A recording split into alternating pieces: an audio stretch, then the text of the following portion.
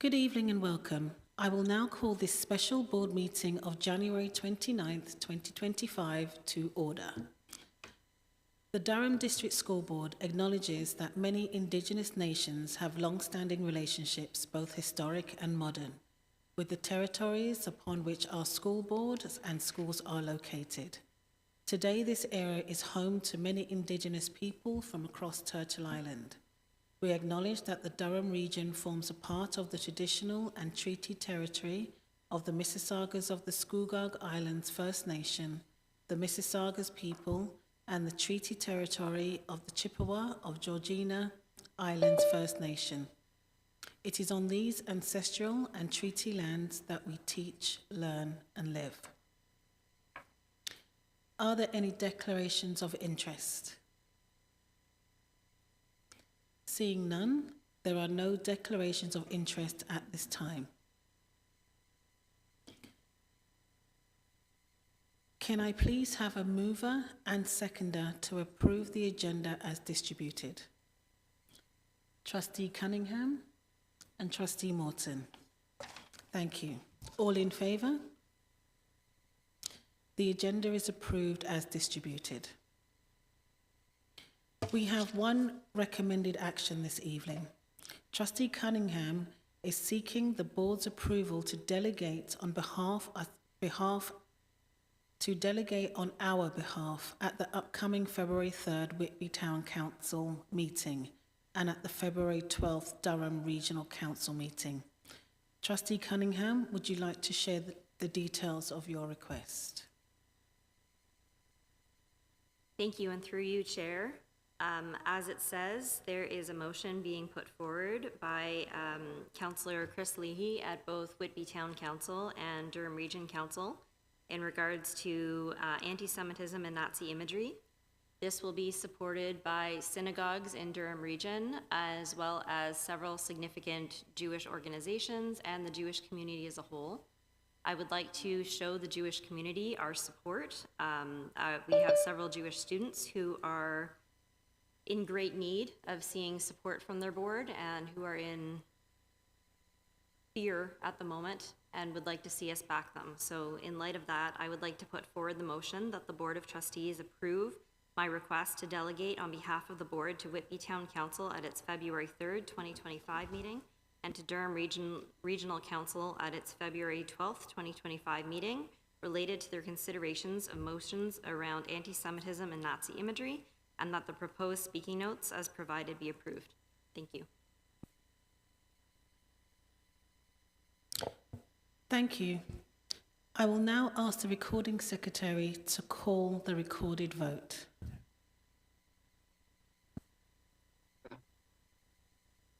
Sorry, just to... One moment, Trustee Linton. Please, can we have the motion on the board?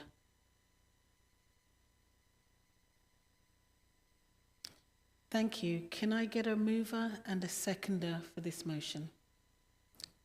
Oh, thank you, Trustee Cunningham. Thank you for moving. Do I have a seconder?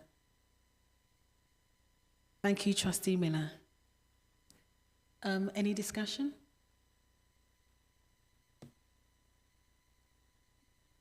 Yes, sorry, just to... So am I supposed to put my hand up? I'm not sure how this is Trustee working. Linton? Yeah, I'm not against it. I guess I'm just wanting some clarity in terms of consistency. As in Pickering, we had an elected official that had, some challenges around DEI and Black History Month, and there was a delegation. I'd asked the same question if I could delegate, and I was told I could delegate as Stephen, as a resident of Pickering, but I couldn't do so as a school board trustee. So I just want to distinguish between the difference between the two here, if someone can help me out with that. I'm not opposed to it. I actually think we should be delegating. We are talking about, some of the pain that our students go through when these acts of discrimination are out there and how it impacts our community. So again, I'm not against it.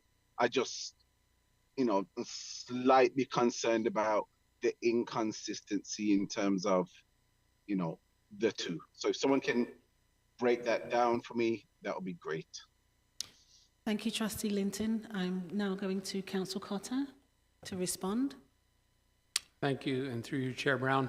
So I guess the first thing I would like to remind trustees is that trustees are always trustees of the board. So they can speak on their own behalf, but they must do so always recognizing that they do owe duties to the board and to the public consistent with the code of conduct. So I guess that's the first point, which I think was the situation with Trustee Linton when he spoke.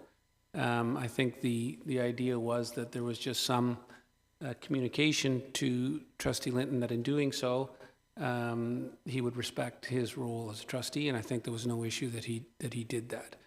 But there was no motion brought by Trustee Linton to speak on behalf of the board. In that case, as I recall, Trustee Linton sought to speak on his own behalf. In this particular case, Trustee Cunningham is seeking a resolution that she speak on behalf of the board. And the board's bylaws, section 2.2.2 sub E, provide that the chair of the board is the spokesperson on behalf of the board unless otherwise determined by the board. So the bylaws do give the board the authority to authorize someone else to speak on behalf of the board. So the motion before you tonight raises two issues. First one is, would you authorize Trustee Cunningham to speak on behalf of the board? And the second question is, what is the board's position? And in answering the second question, I think rather than, starting from scratch, because Trustee Cunningham provides speaking notes. So I think the real question is, are the speaking notes the position of the board? And if that's true, then the board would be adopting that as their position and authorizing Trustee Cunningham to speak on behalf of the board. Thank you, Councillor Cotter. Are there any more questions? Trustee Miller.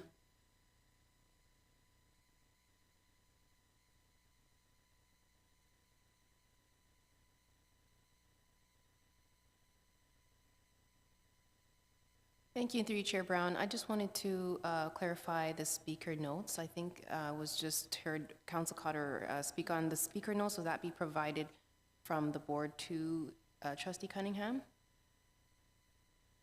Yes, I think in authorizing Trustee Cunningham to speak on behalf of the board, given that the speaking notes have been provided, you would effectively be saying that those notes reflect the position of the Board of Trustees. I'm going to go to Trustee Pinello and then Trustee Linton. Thank you, Chair. Through you. Trustee Linton asked part of my question. I was going to ask if we had, during our term, authorized a delegation previously, and I believe I got that answer. So I am wondering if how this falls within board business within our capacity and what we typically do from a governance position in trying to understand the best way to support advocacy against anti-Semitism while also maintaining sort of the procedural approach that we've taken for other issues. So I'm thinking of anytime we've had incidents of hate, particularly around anti-Black racism, homophobia, transphobia, typically the board utilizes statements. And so I am wondering if instead of authorizing a delegation on behalf of the board, knowing that we can still individually delegate as people in our community, but also, of course, always as trustees, if instead we consider issuing a statement reaffirming the commitment to combating anti-Semitism and the rise of hate that's occurring across the region, the province, and the country. Like, I'm trying to keep in mind how we've navigated previous incidents locally and within this board during our term, and try to keep in consistency with that, understanding that this is a step above that ask.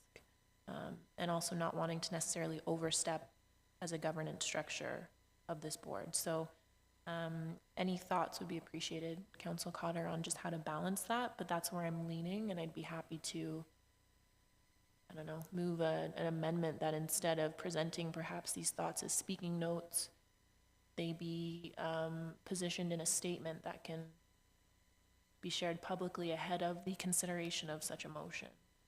So, thank you. Council Cotter? Thank you, and through your chair, Brown. So, I think it's within the debate and discretion of the board to weigh that sort of where the appropriate line is. I'm not really comfortable weighing in on that. I think that would be beyond my purview. But I think you've raised an issue that should be, that is ripe for debate. It's appropriate to consider that jurisdictional question. It's never been tested here in this capacity. I don't think the board has not authorized a trustee to speak on matters that are not strictly related to the business of the board.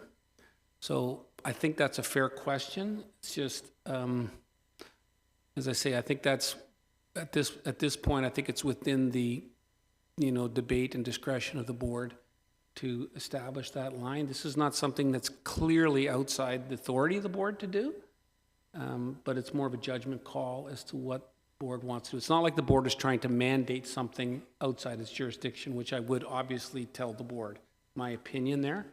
This is not something clearly outside the mandate, but it's not something that's expressly within the mandate either. So I think it's something that the board should discuss and make a decision on. Thank you. I'm going to move to Director Williams-Taylor to also respond. So just in addition, there's a contextual consideration in this particular case. The request from the trustee came forward because there is a motion coming forward at this particular table that there was a desire to express the support by this board of that motion because it does in fact impact a community that is in a part of our community. So that's where it differs from a statement of response to something that happens in a community. It's two different kinds of considerations. So a statement of response is always a consideration, although that's something that we've been very careful about because there are statements of response to things that are tied to our work and our mandate.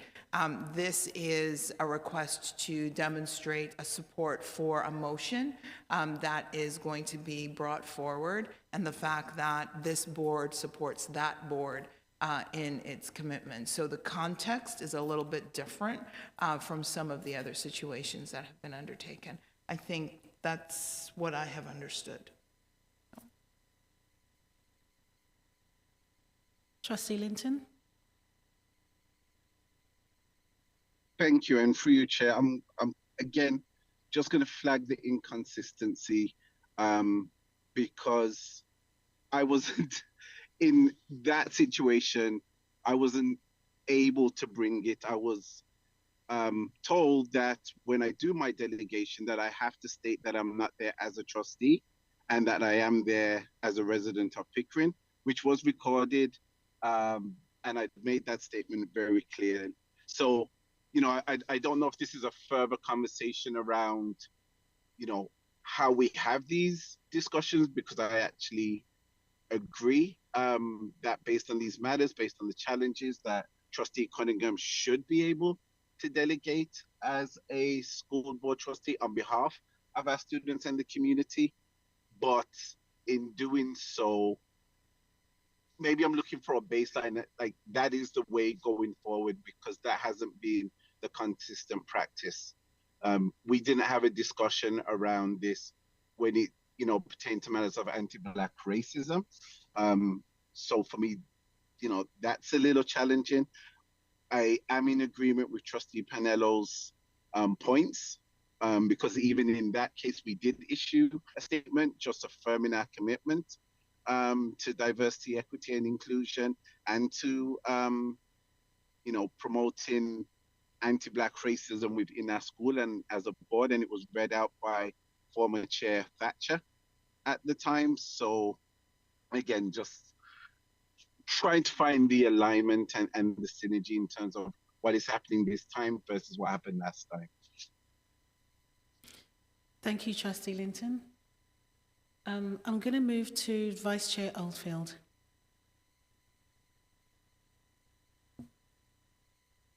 Thank you, and through you, Chair. A couple of concerns that I have. Like in Trustee Cunningham's statement, it says, "We understand the importance of respecting cultural and religious communities such as Hindus and others for whom the swastika holds a sacred and peaceful meaning," and which I think is an important thing to, important part of the statement, but it is not part of the motions that are going forward, the ones I'm looking at for Whitby. So that's concerning to me.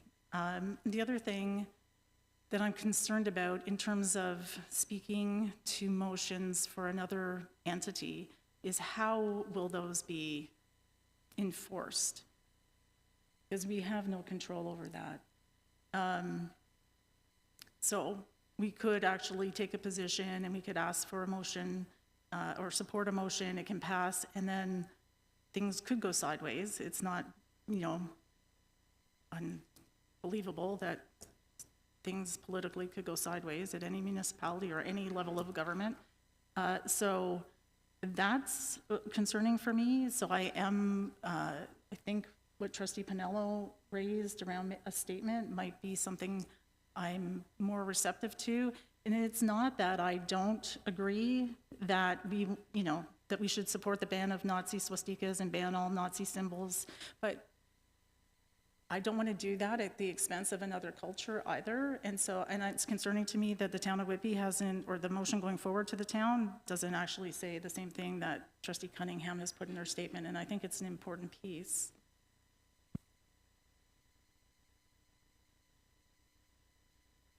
Thank you. I will move to Trustee Jacula. Thank you. I have some similar concerns as others. I'm very concerned about this board wading into local, provincial, and federal politics.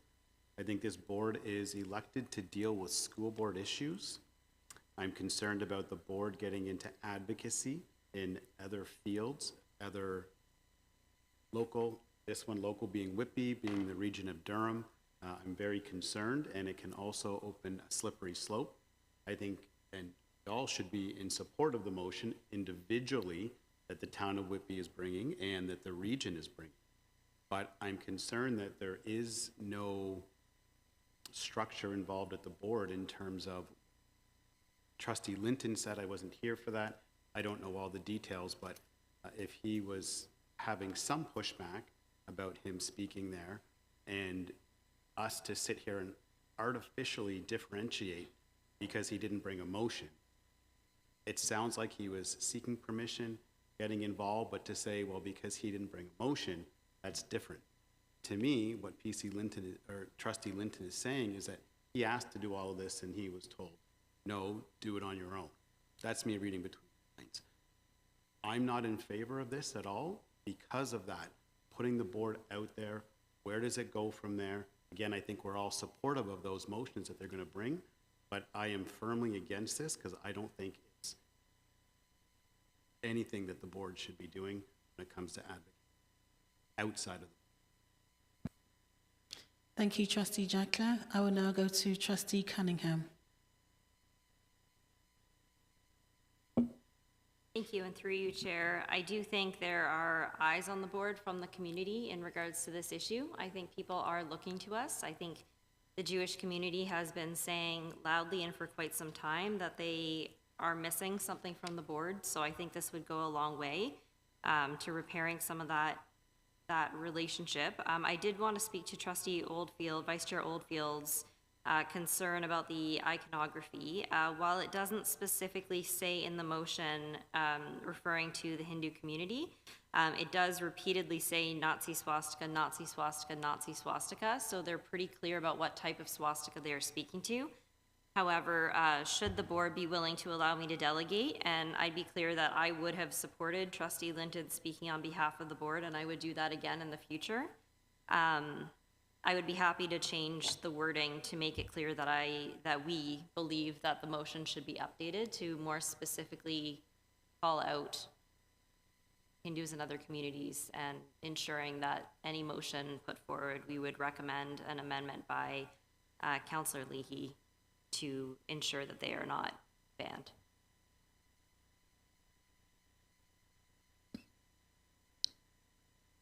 I will now move to Trustee Edwards.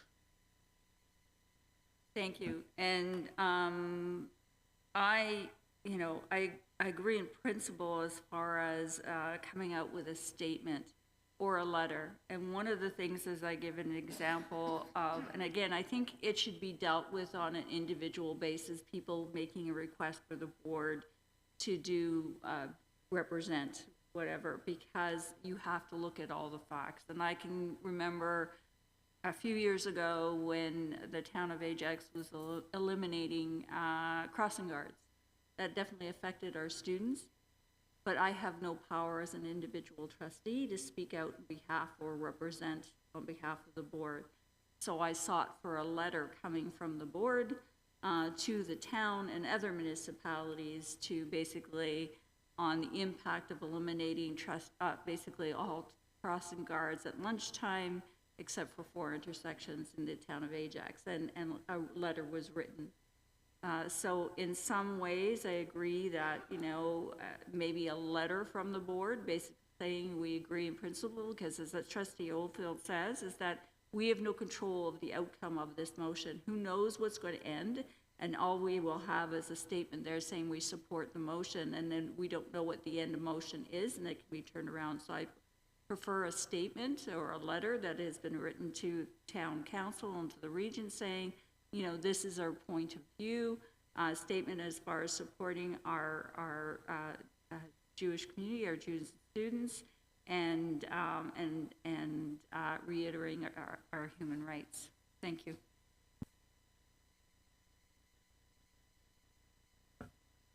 Trustee Cunningham. Thank you, and through you, Chair. I'm not opposed to the idea of a statement, but I don't understand what the statement would be saying.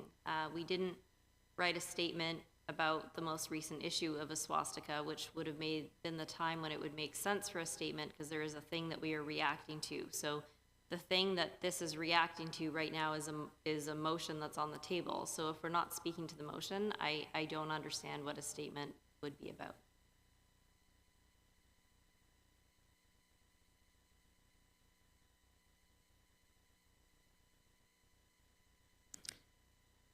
Trustee Miller. Thank you, and through you, Chair. Just listening around to the comments that have already been provided, I just turn my attention to Trustee Jacula's comment. I kind of am a little bit concerned, although I do clearly understand the rationale and the fact that it is important to have a position in the items or the issues that affect our student body within our board. However, I do want us to kind of consider the implications of how we go about involving ourselves in broader political items or in the way we do it, because I do think that it would or it could set a precedent.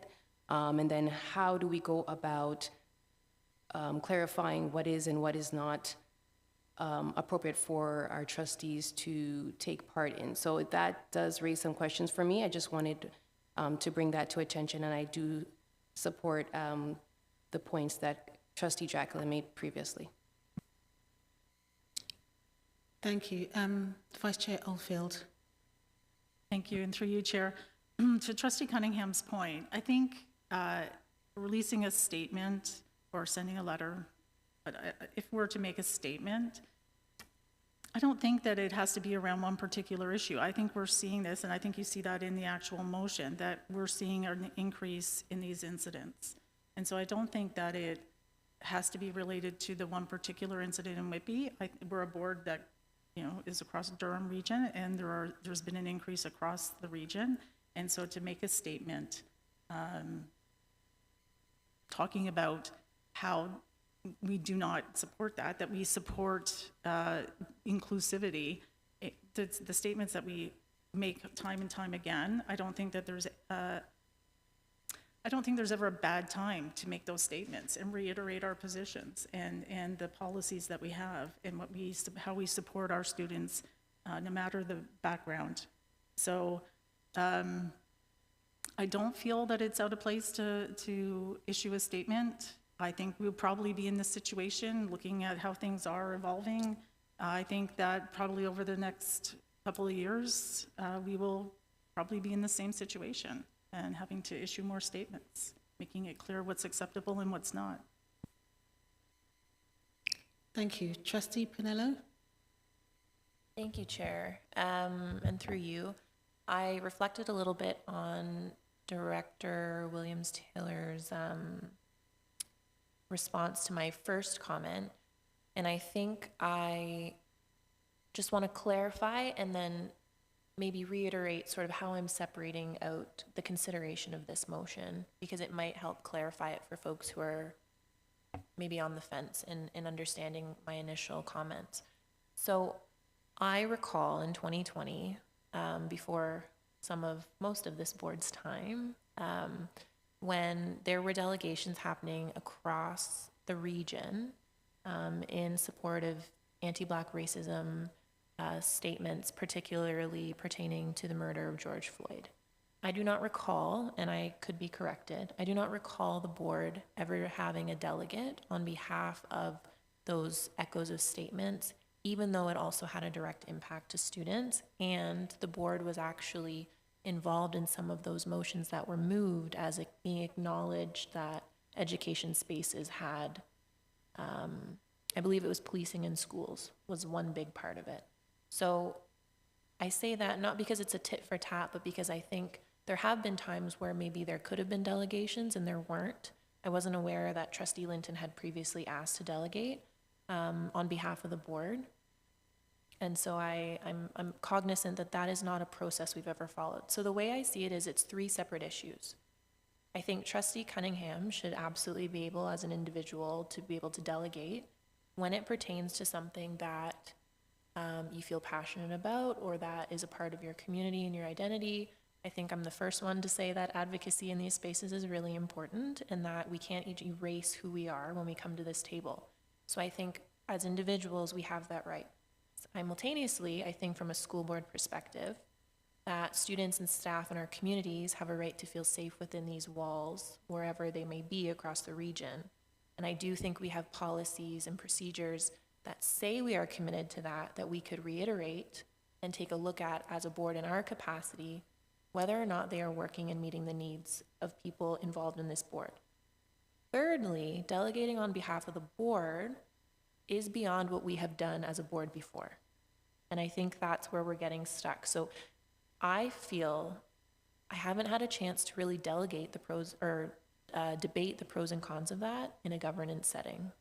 We haven't. And so that's something that I would prefer to do before we start voting to authorize anyone to delegate on behalf of the board, aside from the chair, assuming that anything the chair does has to come through the board anyway.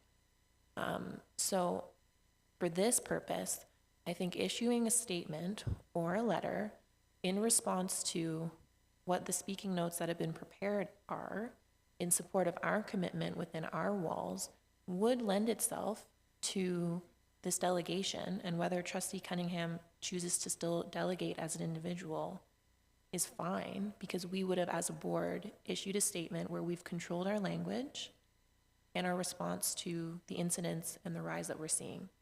That's why I've separated them out into three different issues, because I don't want us to be debating bits and pieces when I think we all agree that we have the right to advocate as individuals.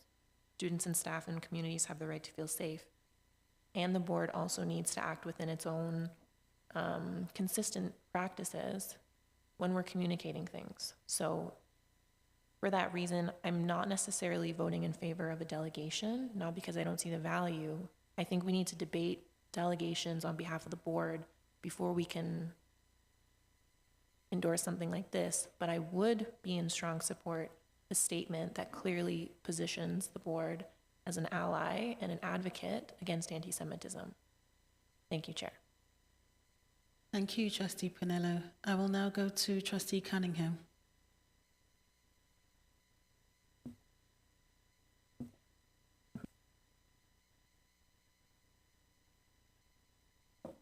Thank you, and through you, Chair, I think this is as good a time as any to have a discussion about delegations. I think if we approve this one, it makes sense that we would consider others coming forward in the future. So I don't think this one would change the fact that other people could come forward and request delegations in the future. I hope this wouldn't be a one-off and that we would be able to advocate for others in the future. And in fact, I would see this as a positive step forward.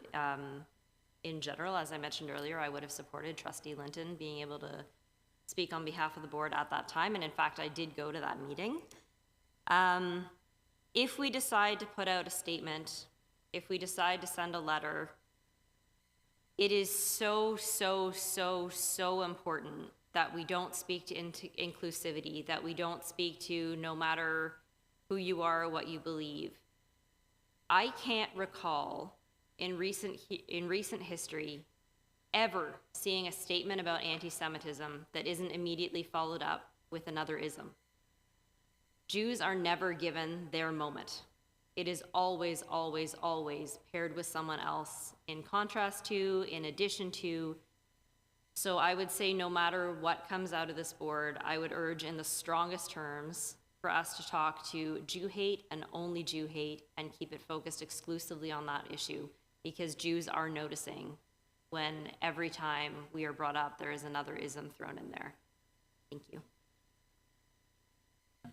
And Trustee Linton, is that a legacy hand? No, it's a new hand. Go ahead. So through you, Chair, just kind of looking at the process. So the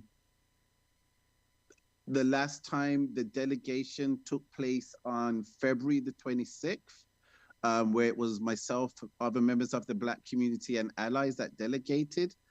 And at the next standing committee on March 4th, former Chair Thatcher then read a statement in support of anti-Black racism, but also others. So spoke about human rights, anti-discrimination, anti-racism, and safe, respectful workplace policies. So whereas I strongly agree with Trustee Cunningham's last statement, I believe there is a conversation to be had, because that was other isms. It wasn't just about the statements towards the Black community at that point were very pointed towards,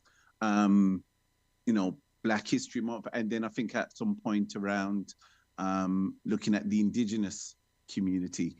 My point being, this is a conversation that needs to be had, but I think at this point, consistency is important, because I think there'll be members of the Black community asking the same thing that I'm asking right now. What's different? But I think it's a point for us as a board to take up as we start to see these hateful acts, and especially how they impact our students. Thank you.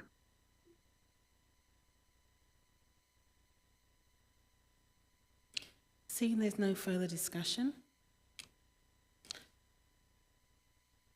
I will now ask the recording secretary to call the recorded vote.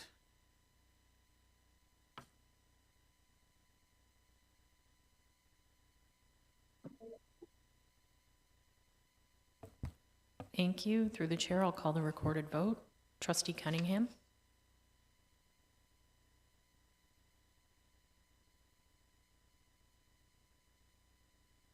In favor.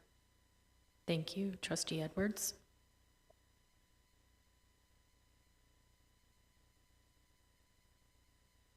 Not in favor. Thank you. Trustee Jackula? For the reasons I stated, not in favor. Thank you. Trustee Linton? For the reasons stated and for consistency, not in favor. Thank you. Trustee Miller? Not in favor. Thank you. Trustee Morton? I appreciate this healthy discussion, but I am also not in favor. Thank you. Trustee Oldfield?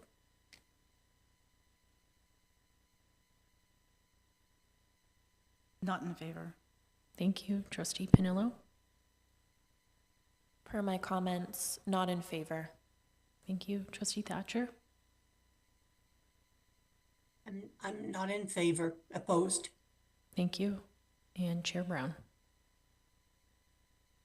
In favor. Thank you. I don't need to call the student trustee non-binding vote as the student trustees are not present, so we have 2 votes in favor and 8 votes against and 1 trustee absent.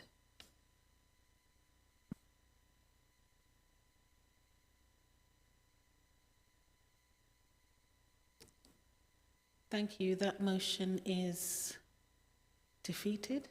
Yeah, defeated.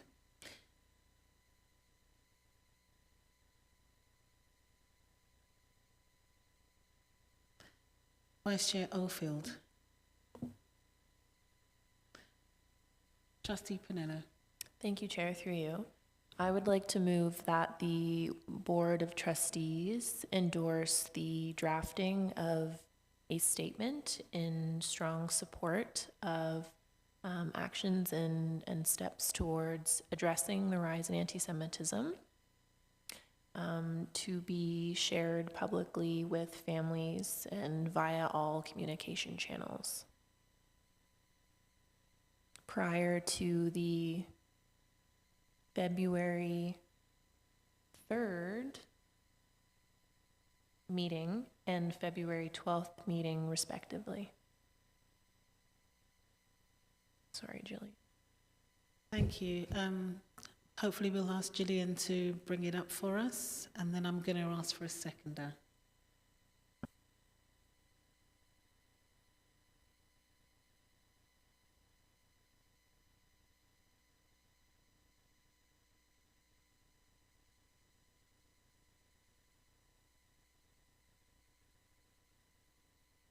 Trustee Linton, I'll come to you in a moment. We're just waiting for it to go up on screen.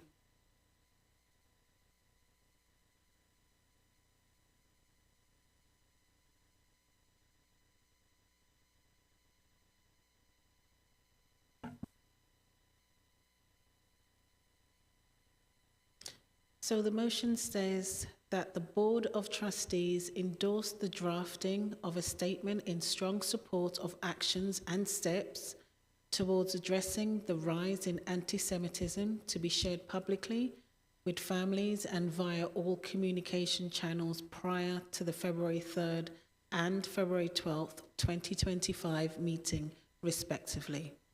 And we had Trustee Oldfield second that motion.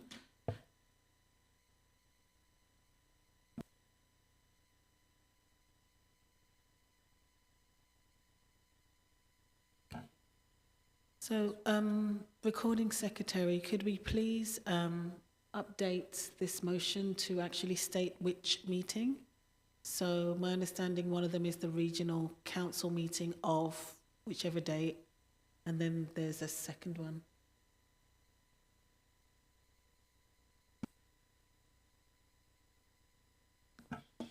Trustee Cunningham? Thank you. February 3rd is the Whitby Town Council, and February 12th is the Durham Region Council.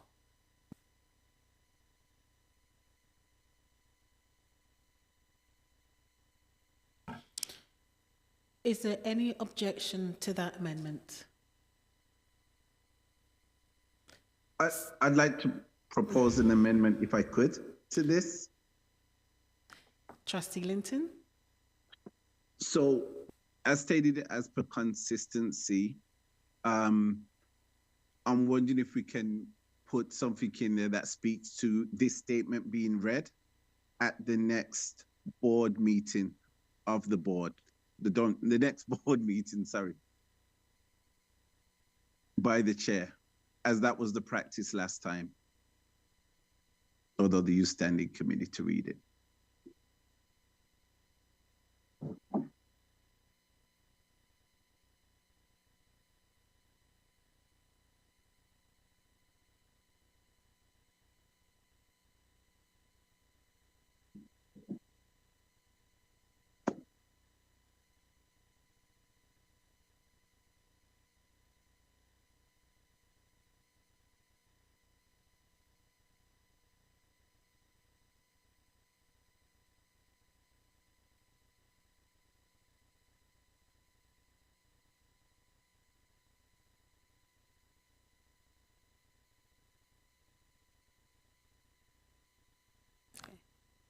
So, recording secretary, I believe that the amendment should read, after with families, it would be full stop, remove the and, via all communication channels, comma after family, via all communication channels prior, and the next DDSB including the next DDSB meeting. Right. Board meeting, because we do have a standing committee meeting on Monday. Board meeting. Oh, it's after. If I can maybe assist, so how about we try this via all communication channels, including reading the statement at the standing committee meeting on February the 3rd, which would be prior, and then I think we can delete all the prior stuff. I think you can delete the rest, Jillian.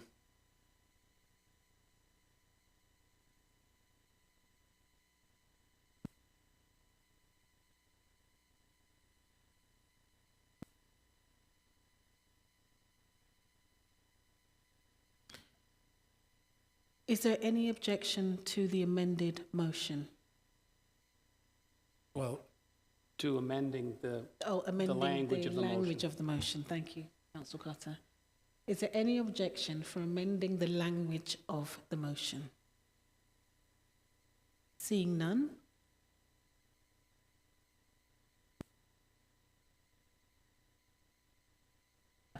Any more discussion on the motion? Trustee Edwards? I understand the statement, but I honestly think that we have been asked about a delegation to the region and to the town. I think that that statement should also be included into a letter to the town of Whitby and the region, so that they have a recording of it. And then I just want a point of clarification, because this is not my areas of expertise. But Trustee Cunningham did specifically say in her last statement that there's nothing about Jew hate. And I'm just wondering if the fact that we rise in anti-Semitism is basically this considered as strong as, Jew hate. I would like, because that's not my expertise, I would really like to know. Thank you.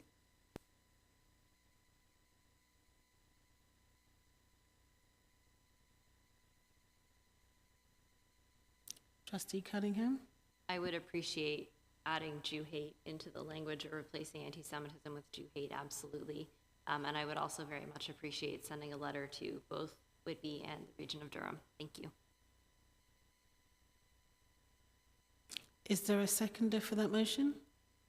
Vice Chair Oldfield, thank you. Any discussion?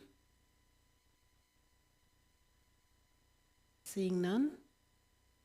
So maybe what we can do, Chair Brown, is to get that suggested language in there. And I'm happy to assist with that for the consideration. So we'd be saying, do we want to include anti-Semitism in there? Jew hate's fine, okay. And then publicly with family be all community, including reading statement.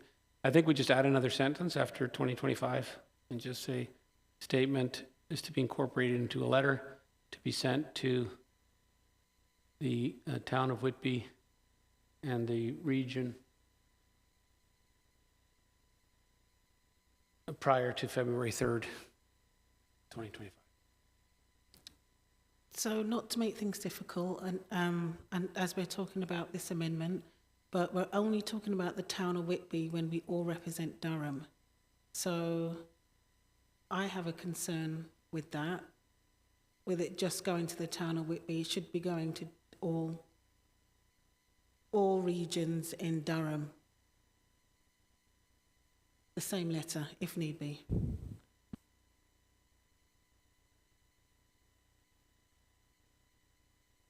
Trustee Morton.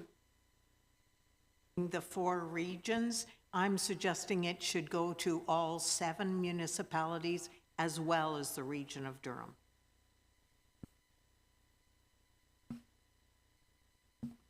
I agree. So does that mean we need to change this motion yet again?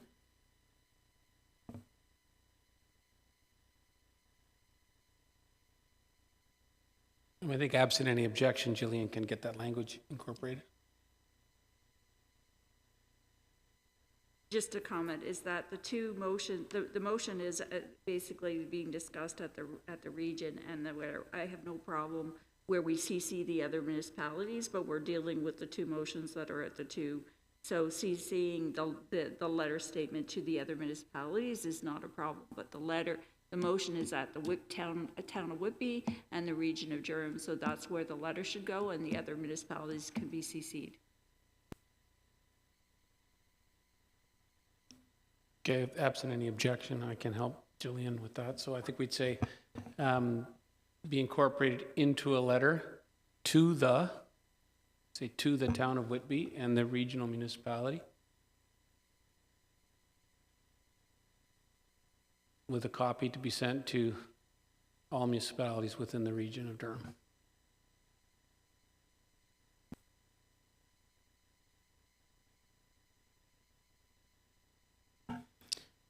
Is there any objection to this amendment?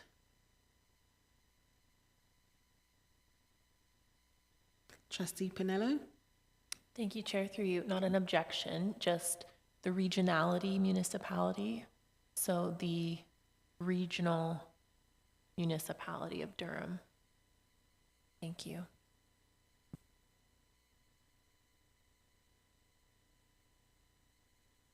Any further discussion? I will now ask the recording secretary, do we still need to? We still want to do a recording vote? Okay, thank you. I will now ask the recording secretary to call the recorded vote.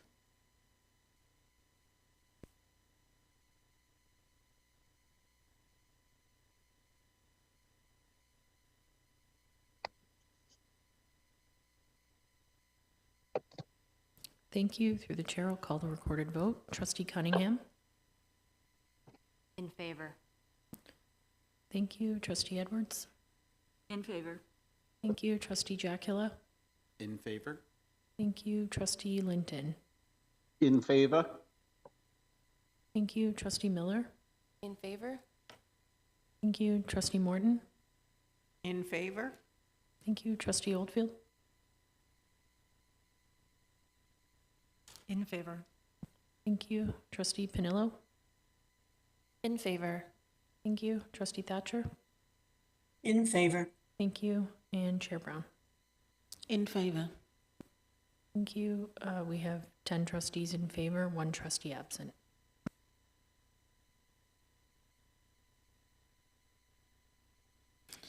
Thank you. That motion is carried. Seeing no further business, can I please have a mover and seconder to adjourn the meeting?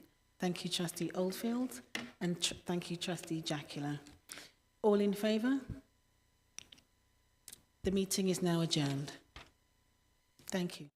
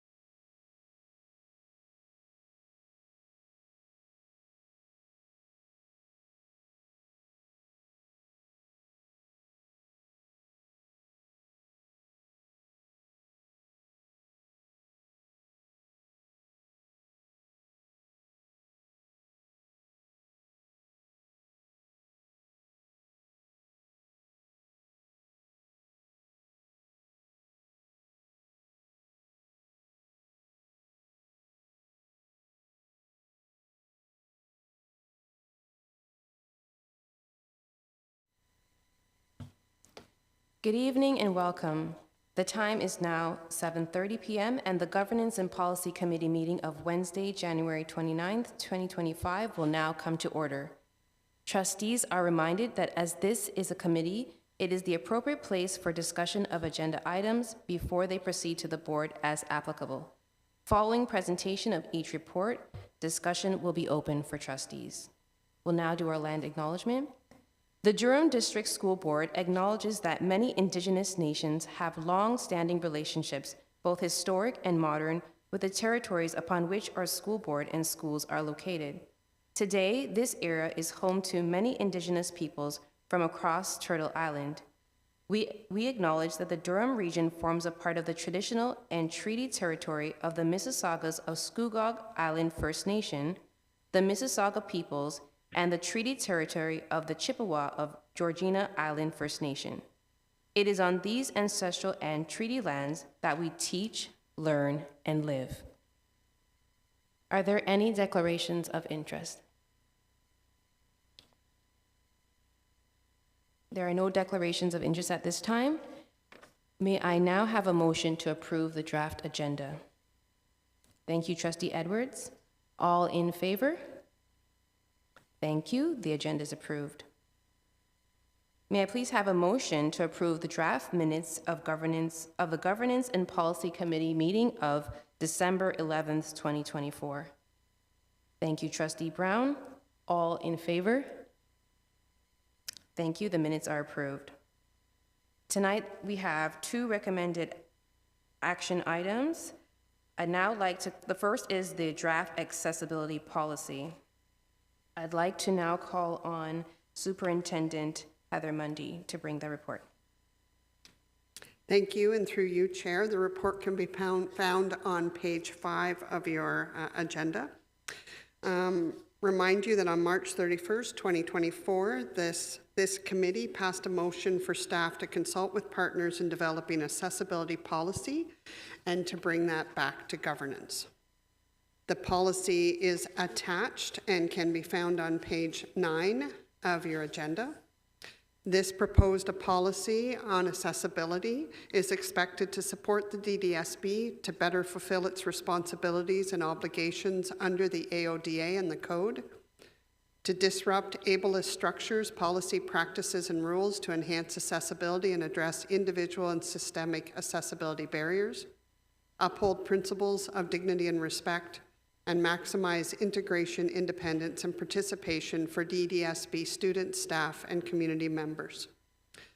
Through the consultation process, we provided opportunities for our union representatives from CUPE, ETFO, OSSTF, also with our Ontario Principals Council to review. We shared the draft policy at the Special Education Advisory Committee, and they did provide feedback in terms of adding a definition of ableism, links to relevant policies, and clarifying some language. So we had some language changes based on that discussion, and all feedback was incorporated. We also had some feedback from the Accessibility Working Group, and recognize that the implementation components related to the policy are outlined in the accessibility procedure. So in conclusion, it's recommended that the Governance and Policy Committee approve the draft accessibility policy, which is provided in this report. Thank you, Superintendent Mundy. Is there a trustee willing to move the recommended motion on page 7 of this report? Thank you, Trustee Edwards. The floor is now open for discussion or questions. Are there any questions or any comments?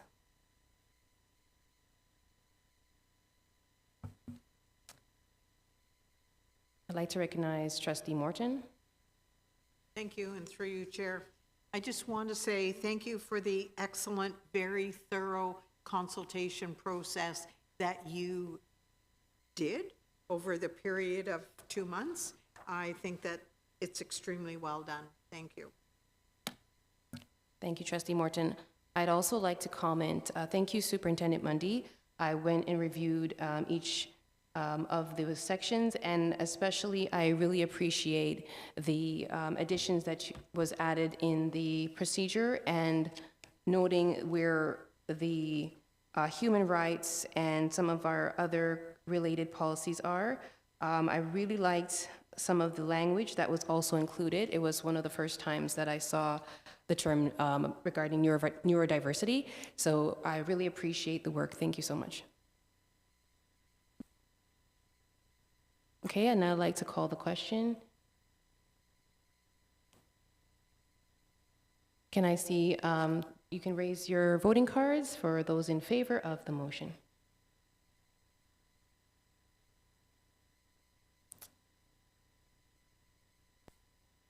Thank you, that motion is carried. We'll now move to our second recommended action, and I would like to call on General Counsel Cotter for the clarification and implementation of trustee attendance requirements.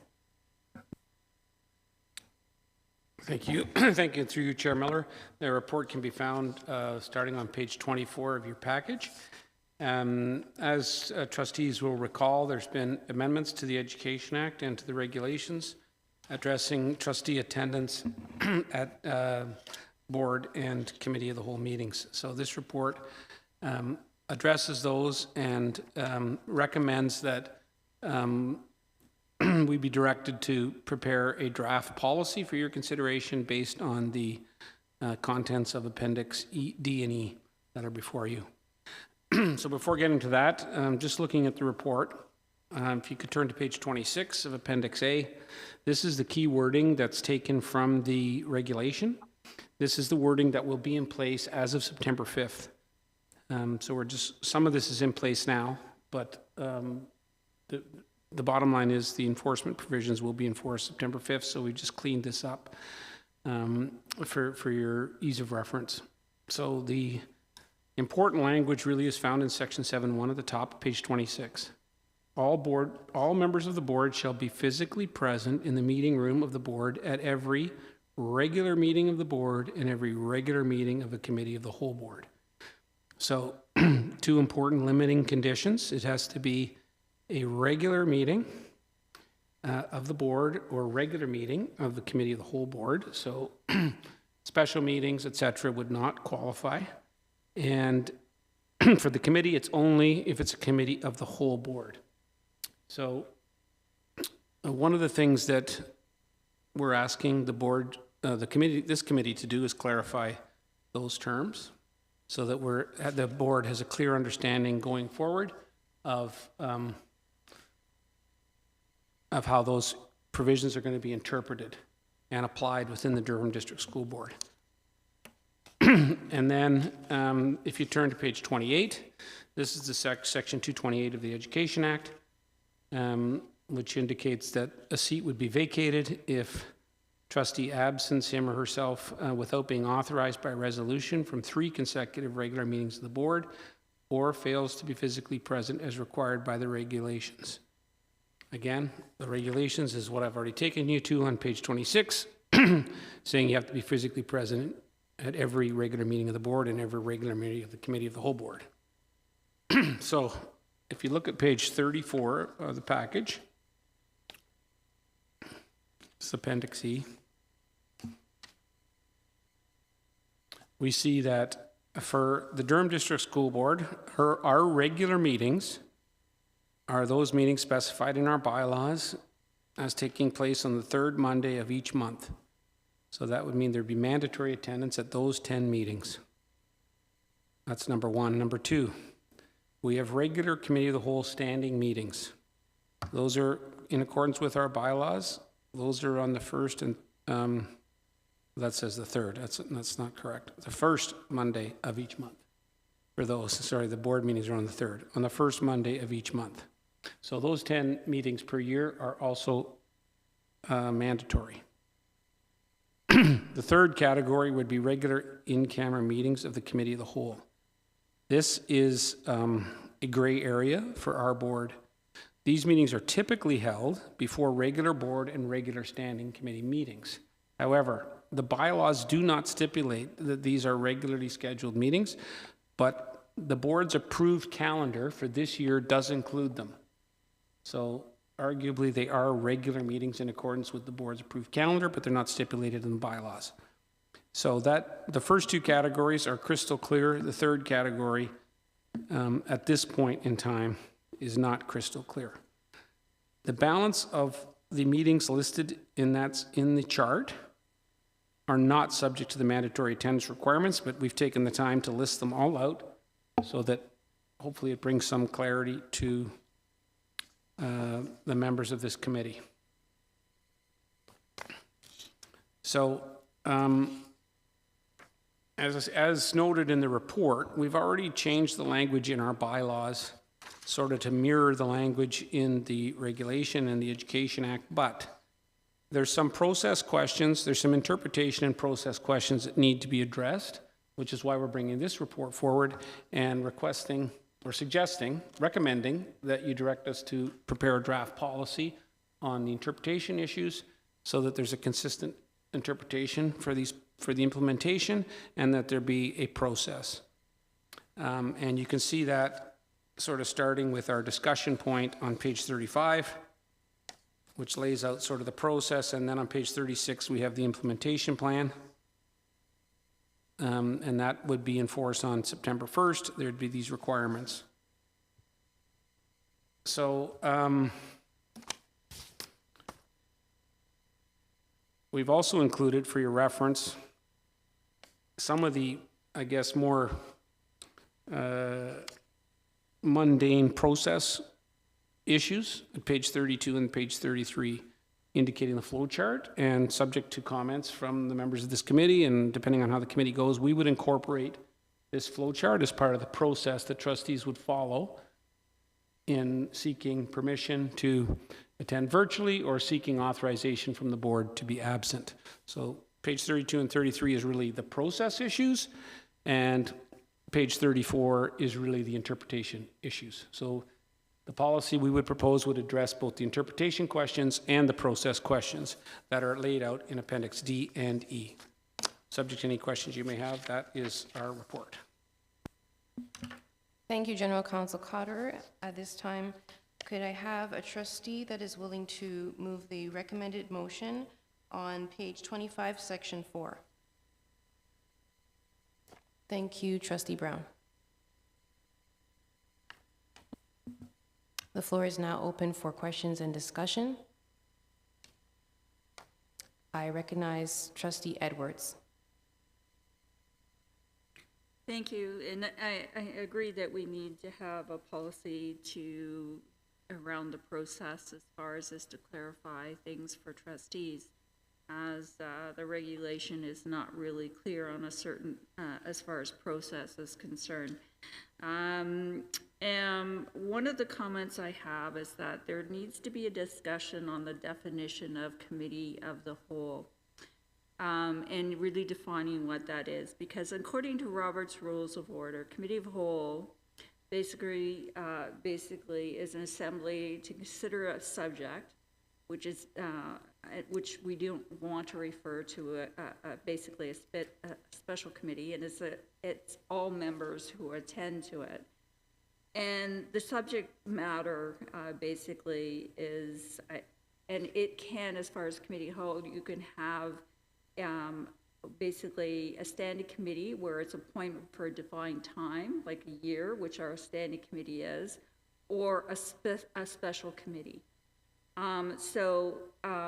I somewhat disagree that, or I need a better opinion and parliamentary opinion on whether committee of the whole are closed sessions are part of a meeting, because in the Robert's Rules of Order, it basically also says that only motions in order are to be amended and adopted, and the committee rise and reports to the board. It cannot adjourn, nor can it order yeas or nays.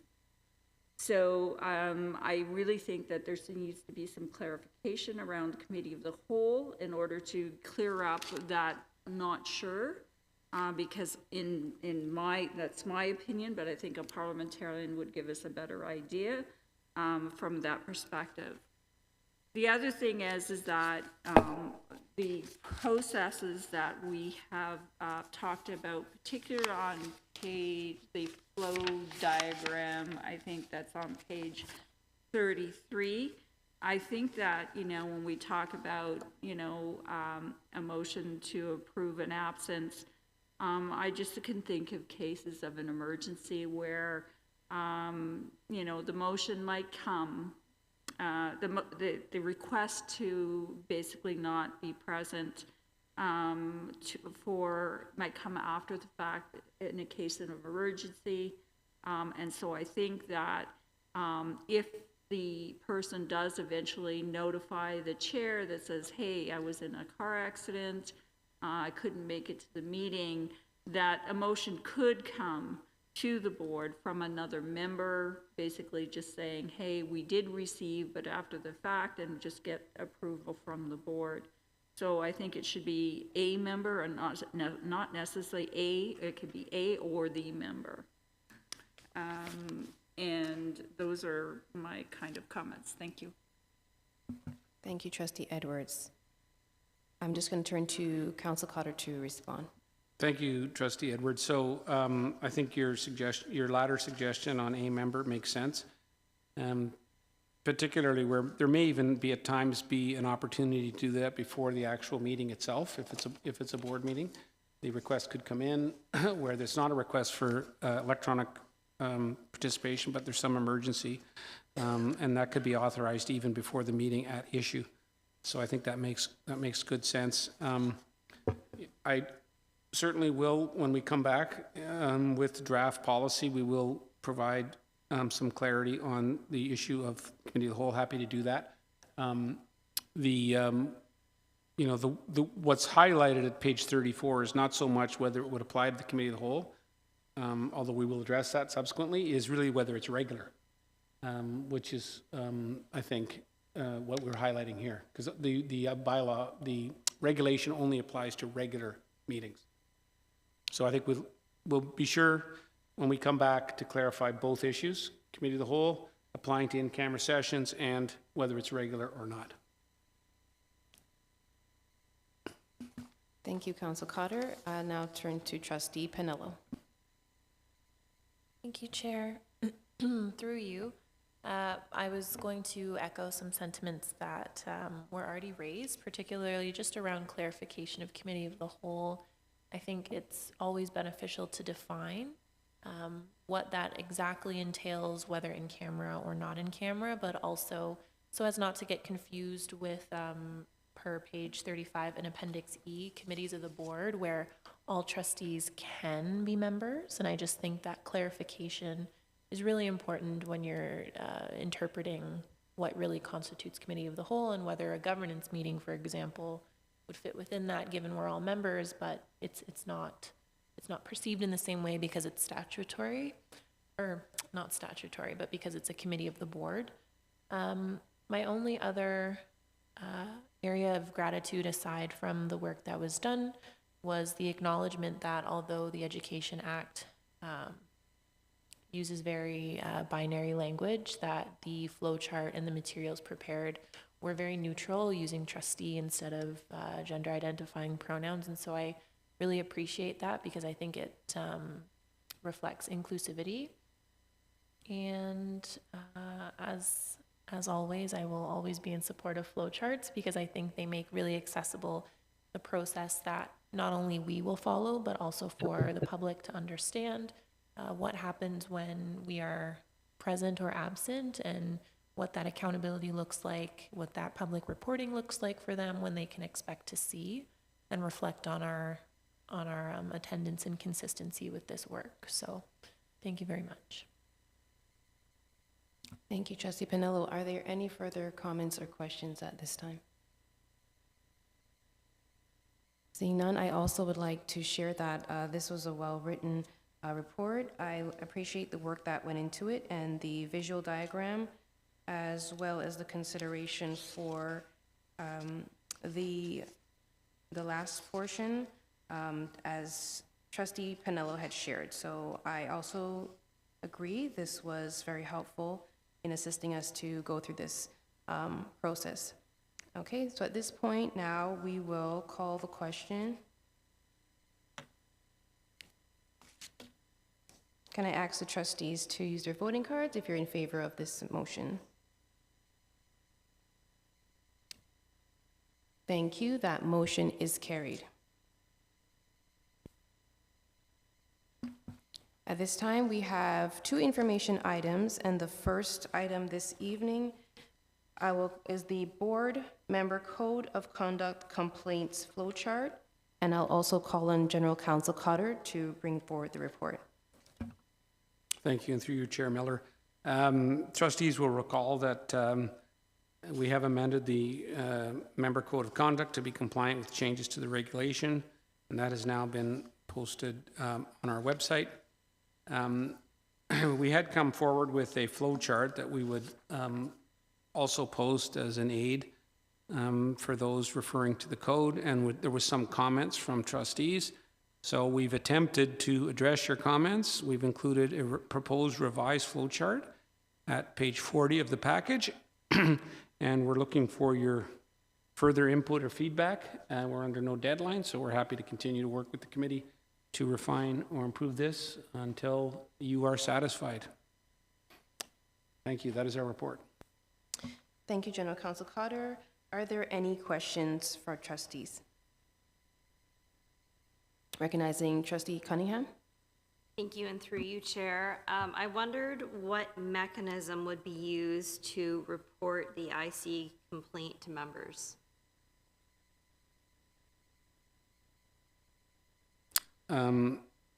Thank you for the question, through you, Chair Miller. So are you talking about what happens after second stage review as reflected in the flow chart? Okay, yeah, so the IC,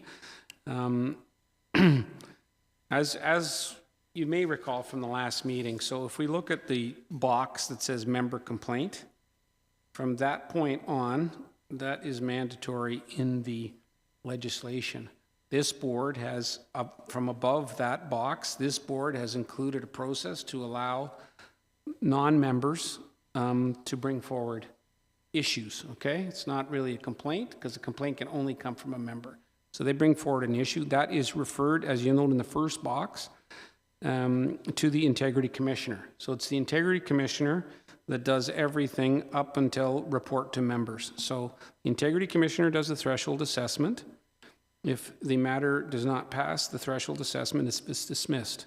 If it does, then the Integrity Commissioner can undertake a second stage review, which includes speaking to the complainant, perhaps speaking to the trustee, and then reports to the members of a concern or dismisses it. So the report to members would come from the Integrity Commissioner to the members in closed session, and it would then be up to any member of the board to pick up the complaint. If no member picks it up, it would die. If a member picks it up, then it's the member brings forward the complaint and it moves forward in accordance with the flow chart.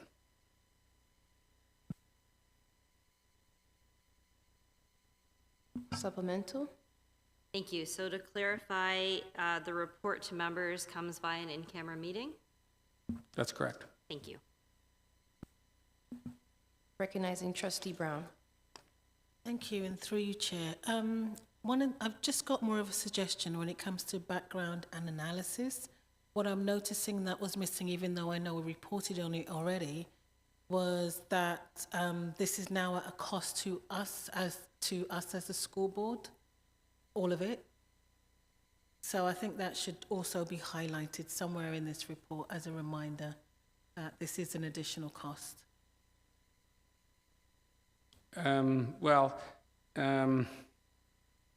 I'm happy to obviously confirm that at this public meeting. And next time, if it ever comes back, hopefully this chart gets approved, but if the matter ever does come back, we will certainly highlight that for the benefit of the public and for the agenda that ultimately gets posted for forever. Thank you. Trustee Edwards. And I know that in our policy, we talk about non-member requests, but I can honestly say that if we could put bracket in there, public or something, because that really is what that is, and then maybe highlight that sort of a dashed line between reports, between the member complaint, that this is sort of the public process first, and then it goes into, you know, the board process, somehow delineating the two from that perspective. I think that's really crucial from a public perspective to understand the process. Thank you for that. I agree with you, because every time I come, I have to do the line on here myself while I'm talking, so I agree with that. Thank you. Are there any further questions? Our attendees online, are there any further questions or comments? Seeing none.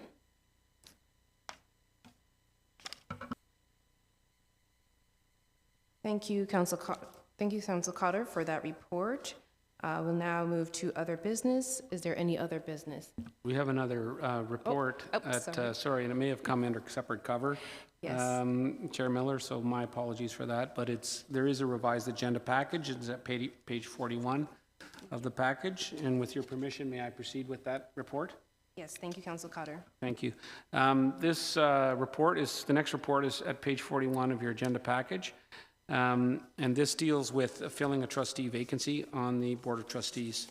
You will recall that we had previously come forward with some suggestions, and this is our second attempt at that.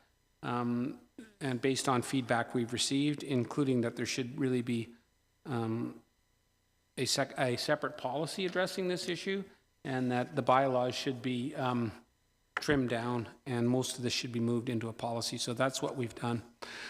So Appendix A, which is at page 43 of the package, this should say draft on it. This is a draft revised Section 6 of the bylaws, which used to contain all the procedural language for filling the vacancy. Now it just reiterates, Section 6.1 just reiterates the language in the Education Act. And Section 6, sorry, that should say 6.2, the heading 6.2, Vacancy Committee.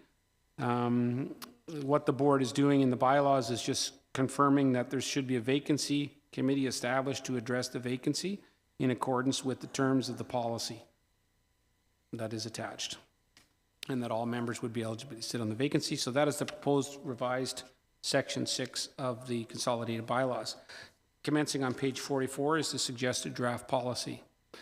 So under options for filling the vacancy, we would have requiring the by-election, which is part of the Education Act, so that's really not up to the board to address that at all.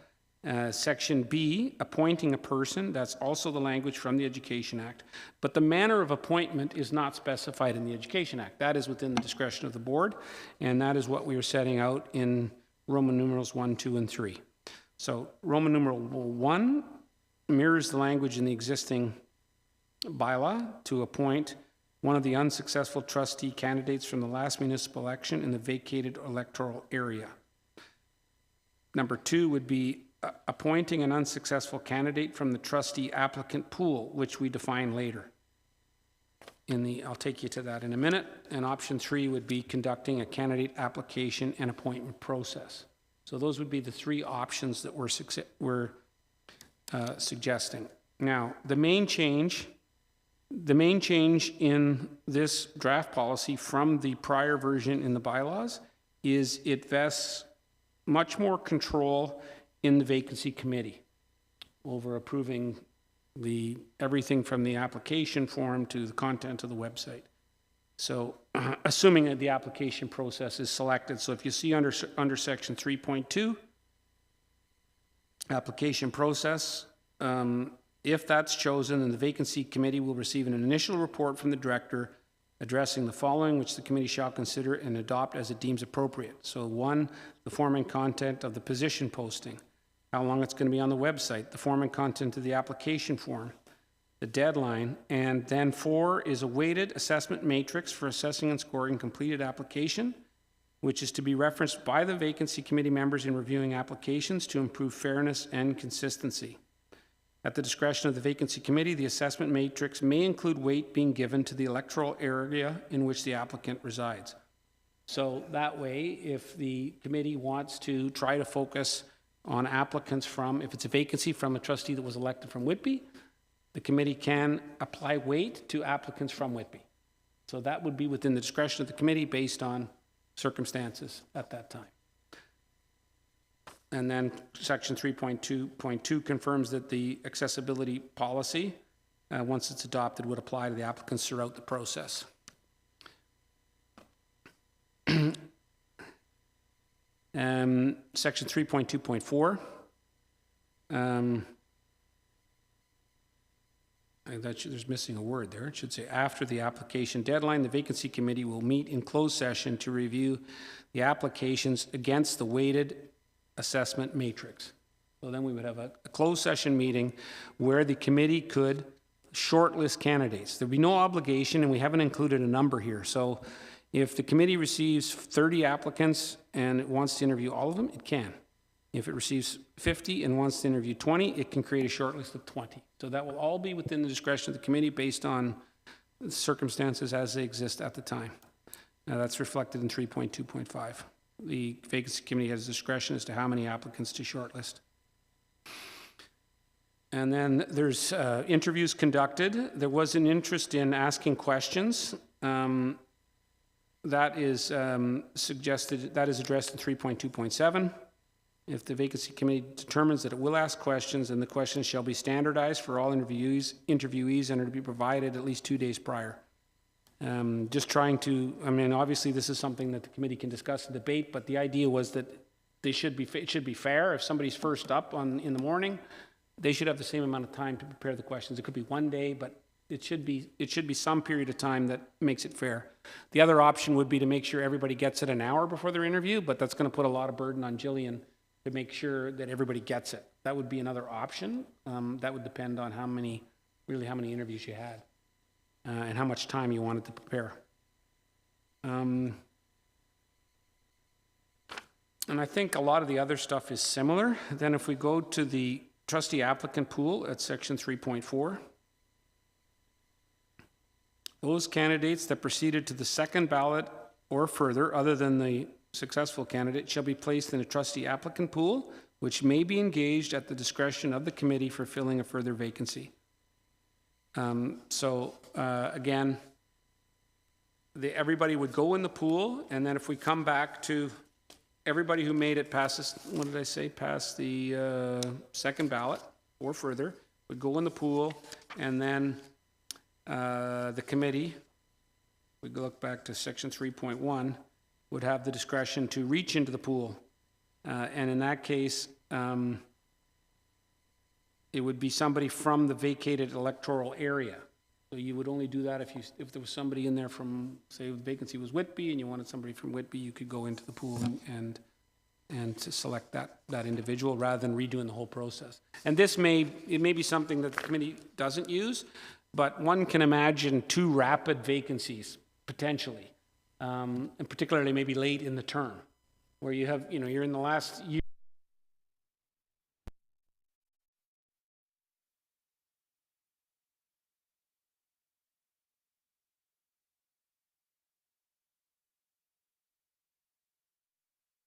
In those circumstances, to reach into the vacancy pool. So subject to any questions you may have, that is the report for your consideration.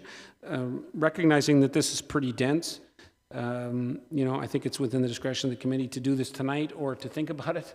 We're under no time restrictions on this. This is, we need to do this before we have a vacancy, but we've got time to massage this, so I'm welcome to your comments, or you can obviously proceed to adopt this as presented.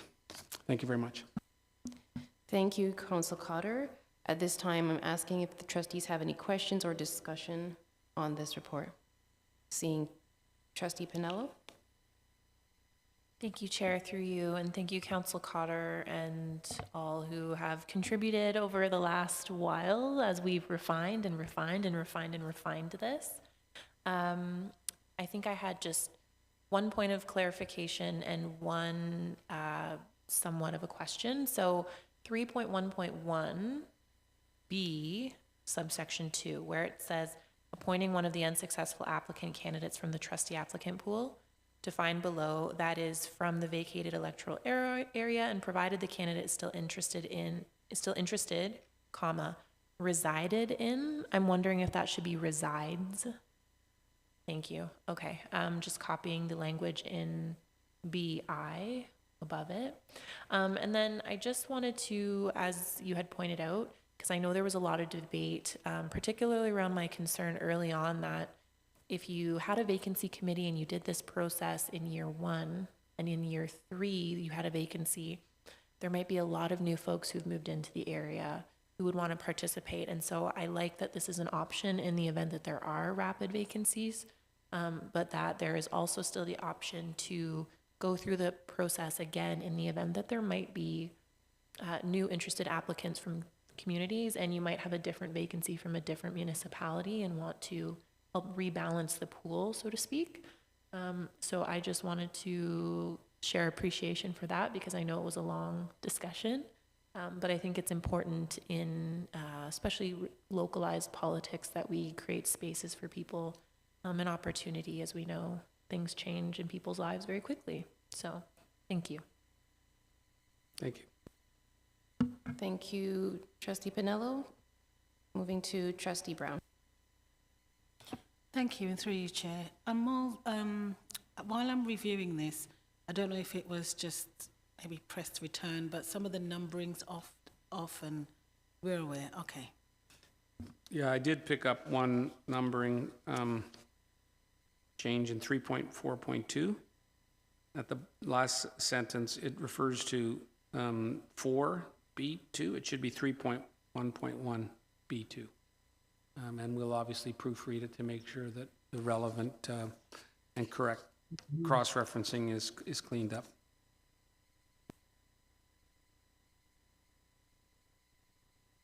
Trustee Morton?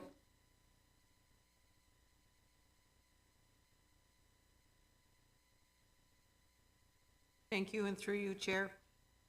Council Cotter, I appreciate all the work you've done on this, and I think we learned from the process within the last year, and the changes that you have brought forward are welcome, and I appreciate all of them.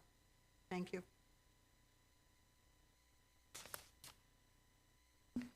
Thank you for seeing there's no other questions or comments from trustees.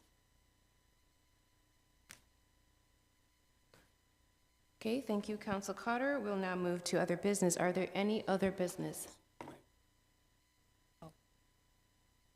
Okay, before we move to other business, I have a suggestion to see if there's any trustee willing to move the recommendation on page 42, section 5.5. Okay, I'm going to read it. This report. This was brought for discussion, but there seems to be pretty broad support. So my apologies, Chair Miller, for dealing with this on the fly. But the recommendation would be that the Governance Committee adopt the draft Section 6 of the DDSB bylaw and the draft policy at Appendixes A and B of the report, and come forward with that recommendation at the next meeting of the Board of Trustees.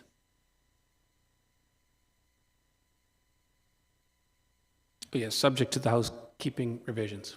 Thank you. Thank you, Council Cotter. Can we now call the vote?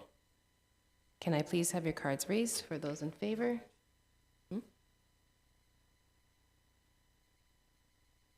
Oh.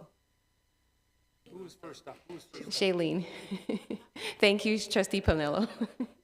Okay, can we have the cards raised for support of this motion? Thank you. That motion is carried. Seeing that we have no other business, can I please have a mover to adjourn this meeting? Thank you, Trustee Brown. All in favor? The meeting is now adjourned.